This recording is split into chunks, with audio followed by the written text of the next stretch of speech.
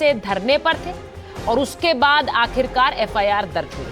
अब आपको ये बताऊं कि क्या गन और गीत के इस रण में राष्ट्रहित की अनदेखी हो रही है? ये सवाल आज पूछना इसलिए जरूरी है क्योंकि राष्ट्रगीत को लेकर बीजेपी और कांग्रेस आमने सामने। इस बीच आज राहुल गांधी संसद मार्ग थाने पहुंच गए।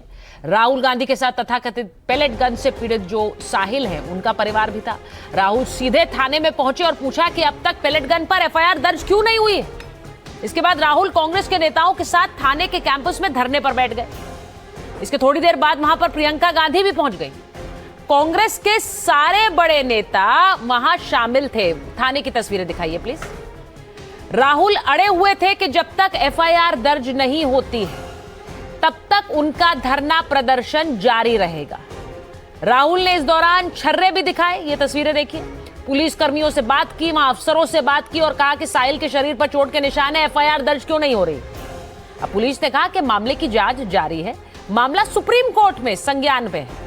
इस पूरे मामले के लिए सुप्रीम कोर्ट ने 5 सदस्यों की कमेटी भी बनाई जिसमें रिटायर्ड जज समेत सीबीआई के पूर्व डायरेक्टर भी हैं। जांच कमेटी बन गई है तो सुप्रीम कोर्ट पूरे मामले की निगरानी कर रहा है।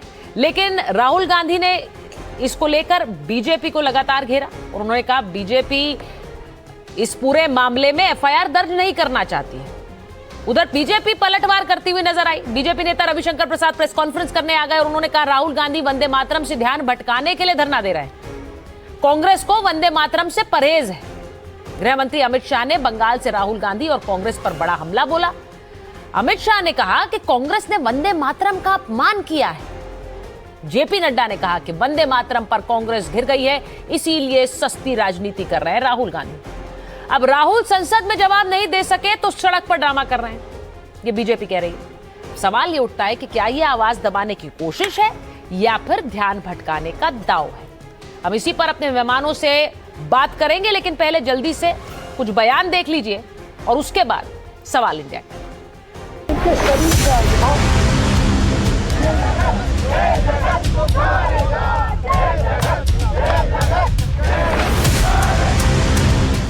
हम सिर्फ ये कह रहे हैं कि एफआईआर दर्ज कीजिए।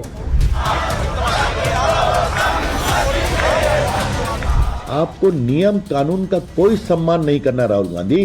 दिल्ली पुलिस ने कहा कि हमने छर्रे नहीं चलाए, तो एक ही सवाल है, अगर आपने नहीं चलाए तो किसी ने तो ये छर्रे चलाए होंगे। ये गांव में कोई बच्चा होता है और रोने लगता है कि ऊपर से चांद जब तक नहीं लाके दोगे मैं खाना नहीं खाऊंगा। ये बच्चा भी नहीं, ये एलओपी हैं, ये कानून को समझते हैं, ये जानबूझ के अराजकता फैलाते हैं। कि राहुल गांधी खुद को सुर्खियों में जिंदा रखने के लिए ये कैमरा जीवी ड्रामा कर रहे हैं। जब तक एफआईआर नहीं होगा तब तक हम यहाँ से नहीं हिलने वाले हैं। पार्टी राहुल गांधी की अगुवाई में अराजकता की पार्टी बन रही है। उनका निर्णय है, उन्होंने आज इस संघर्ष को आगे बढ़ाने का एक कदम उठाया है। हमारा काम यह है कि हम पूरा समर्थन उनको दें। कंपटीशन की पार्टी यहाँ पे चलते हैं तो वहाँ खड़े हो जाते हैं। यह तानाशाही की रास्ता अपना रही, इसलिए राहुल गांधी जी के विरोध आंदोलन छिड़ा, आंदोलन में साथ देने के लिए आए हैं। अगर राहुल गांधी को अगर कहीं जाकर अपनी बात रखना है तो कोई रोक तो है ही, खुशी से वो अपनी बात रखे।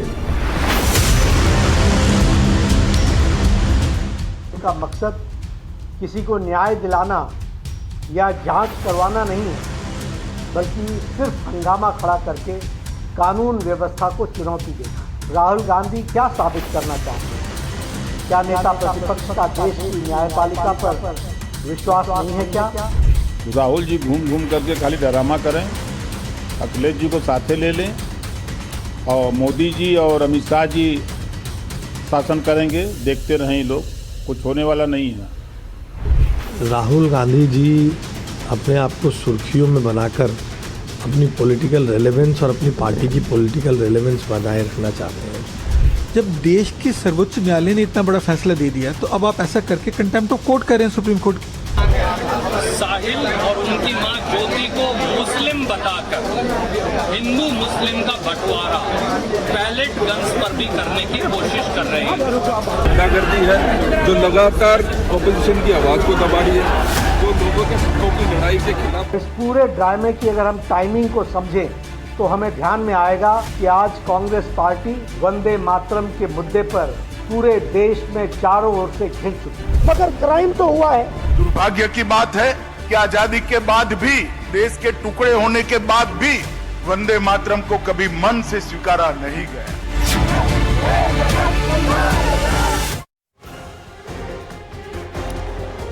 सवाल इंडिया का, पैलेट गन के घाव बड़े हैं या वंदे मातरम का विवाद? राहुल गांधी का धरना जनता का दर्द है या राजनीति है? पुलिस स्टेशन के बाहर धरना विपक्ष का फर्ज है या धान भटकाने का पैतरा है? क्या वंदे मातरम का शोर पैलेट गन के सवालों को दबा सकता है? और सवाल यह भी कि कौन आवाज दबा रहा है, कौन भटका रहा है, क्योंकि बोल तो दोनों ही पक्ष रहे हैं। मैं आपको बताऊं कि मेरे साथ आज मेहमान कौन कौन जुड़ रहे हैं। हमारे साथ बीजेपी के प्रवक्ता प्रेम शुक्ला जी जुड़ रहे हैं, आप उन्हें देख सकते हैं स्क्रीन पर। हमारे साथ प्रोफेसर धर्मेंद्र यादव हैं, समाजवादी पार्टी के प्रवक्ता हैं। हमारे साथ प्रियंका गुप्ता जी जुड़ रही हैं, जो कि कांग्रेस पार्टी का प्रतिनिधित्व कर रही हैं। और हमारे साथ स्टूडियो में Delhi police ex officer ACP Ved Bhushan है, बहुत बहुत स्वागत आपका। और हमारे साथ सत्यप्रकाश मिश्रा जुड़ेंगे थोड़ी देर में, राजनीतिक विश्लेषक, जेडीयू का पक्ष रखते हैं। बहुत बहुत स्वागत आप सभी का। मैं सबसे पहले प्रेम जी आपसे पूछ रही हूं, 5 घंटे तक धरने पर बैठे राहुल गांधी, उसके बाद पुलिस अब आखिरकार एफआईआर दर्ज कर रही है। तो यह काम पहले भी हो सकता था, लेकिन अब 5 घंटे के बाद क्योंकि पुलिस एफआईआर दर्ज कर रही, तो लग रहा है कि अगर धरना नहीं होता तो एफआईआर भी नहीं होती।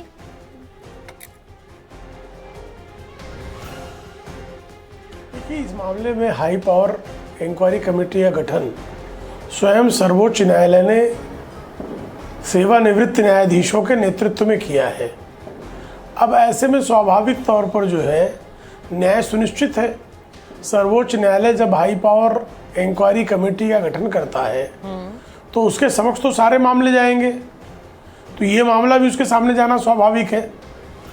तो उसके बाद इस तरह के धरने का औचित्य क्या है?